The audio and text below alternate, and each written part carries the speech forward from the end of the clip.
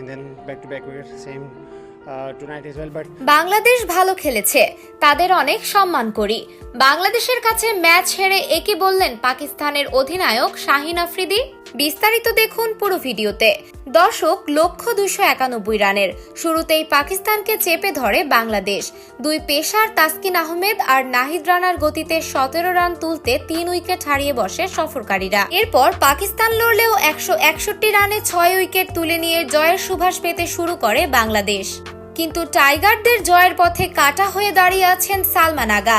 তার ব্যাটেই লড়াই করছে পাকিস্তান। এই প্রতিবেদন লেখা পর্যন্ত 39.3 ওভার শেষে পাকিস্তানের সংগ্রহ 7 উইকেটে 209 রান। সালমান আগা 76 রানে অপরাজিত আছেন।